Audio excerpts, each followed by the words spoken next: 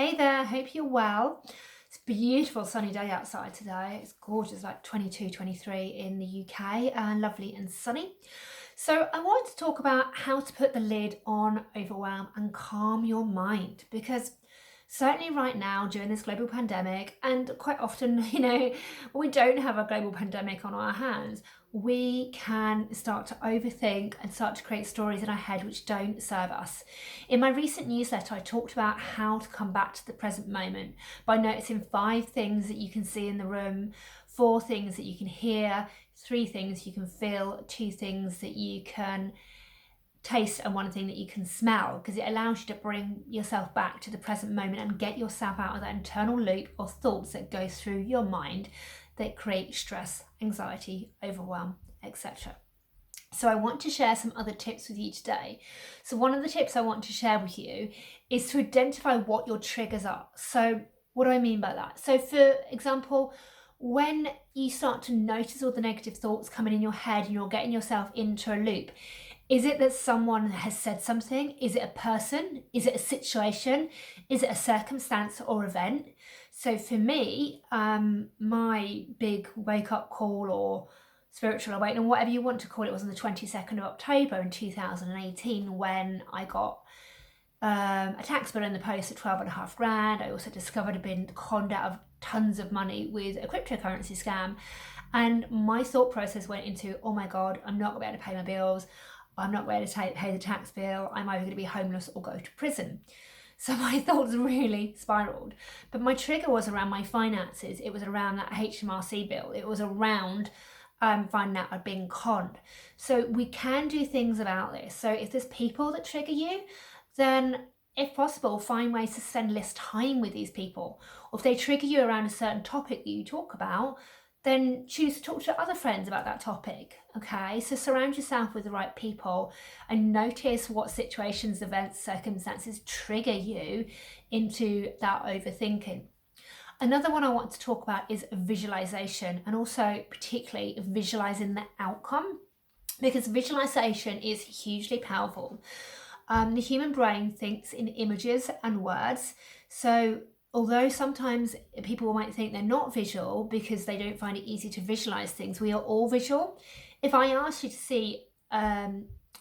you to think of a pink elephant, would you see a pink elephant in your mind's eye?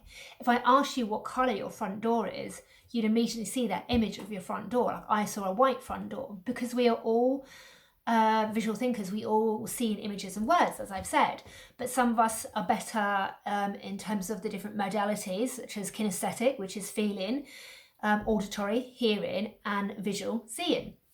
Some people prefer to use the other senses. I'm predominantly visual followed by kinesthetic. Other people might be primarily auditory via and then followed by kinesthetic. So if you find that you struggle to visualize, just get into what it feels like to have, be wherever you want to be. So for example, you might want to visualize or feel or hear being on a beautiful tropical island or a beach somewhere, or maybe you're in the woods or in the mountains, but really step into that image and really think about what you see, what you hear, and what you feel, and then just amplify those feelings. Close your eyes and make the picture bigger, the images brighter, the sounds louder, the feelings stronger, and really feel that.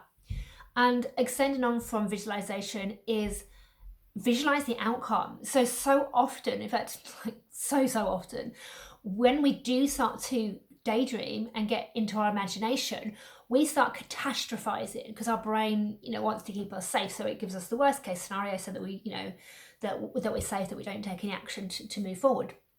So we might start catastrophizing that we're going to lose our job, or we're not going to be able to pay our bills, or not going to be able to pay our mortgage, and that we're going to be homeless. But every time you think these thoughts, you're creating those images in your head. So instead, create a new image and create an outcome that you want to achieve. Like, imagine your virtual assistant business being really successful. You've got exactly the amount of clients that you want every month.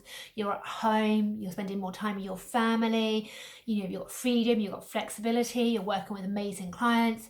Again, really feel into that and hear what you hear and see what you see, and make the images bigger, the sounds louder, and the feelings stronger. The last thing I wanted to talk to you about is journaling. Now, this was something that I struggled with for quite some time, and I was like, I don't like journaling. And now, honestly, I could not put my journal down, and I need to go onto Amazon to order another journal. I love journaling. And the reason why I love journaling is because it really, really helps me process what has been going on in my head. Now, what I do is I journal before I go to bed. I used to journal in the morning, but now I journal before I go to bed, because what it allows me to do is it allows me to empty my mind, because I'm an overthinker. I know that I am, and I've got the tools that I use to help me stop overthinking. My friend says I'm a bit of a worrywart, bless her. Maybe that's true, maybe it's not. But what I do before bed, I brain dump everything into my journal. It's not like a Dear Diary. I literally just write what comes up for me, what's happened during the day, my wins, my challenges, my disappointments, my frustrations, what I'm angry about, what's happened during the day that I need to get out of my head. Because I know that if I don't journal and my head hits that pillow, then I'm not going to be able to get to bed straight away or to sleep straight away, because I know that my mind is going round like a hamster wheel. In fact, last night it got a bit late because I was waiting for a friend to do a landing page for me, and he wasn't available till late in the evening or night. And then I was like, oh, I'll go to bed. And then I was like, oh shit, I haven't journaled. And I was like, oh God, I'll give it a miss today. I was like, oh, I'm tired. And then I couldn't get to sleep. So I turned on the light, got out my journal, and just started writing down everything that come up for me that day, things that were frustrating me, the things that I was worrying about. And you know what? I dropped off really quickly afterwards because my brain had been emptied into my journal. So that's a really, really good way to help yourself stop overthinking and just come back to a place of calm and clarity. So I hope that's useful for you today. If you found this video useful, give it a thumbs up. Put something in the comments. You can find out more about me at susieflynn.com. Thanks so much for watching. Bye now.